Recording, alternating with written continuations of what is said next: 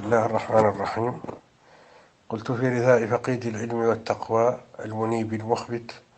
أحمد للحكومة وللشيخ سديان رحمه الله تعالى: إن يكن غاب أحمد بن الحكومة وافتقدنا علومه وفهومه، وتولت أيام أنس سقانا أحمد بن الحكومة فيها علومه، وتداعت لفقده الأرض لما أثخن الفقد في القلوب كلومه، وعفى الرسول من سنة العلم إذ كان فقيد البيضاء يحيي رسومه، فلنا في خلائف الشيخ سلوى فإذا البدر غاب أبقى نجومه،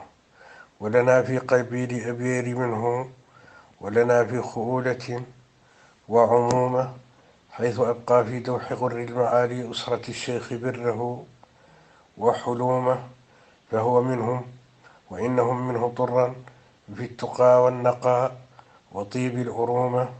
واحتمال الأذى وفك الأسارى وانتشال الغرقى وفض الخصومة، ولنا في الفخامة ما في سعيد فبه ذو الهموم ينسى همومه،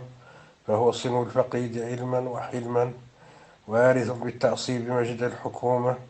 إذ يقوم الشيخ الفخام مقاما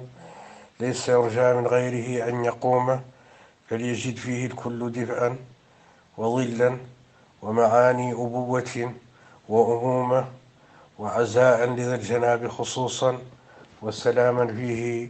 نريد عمومه.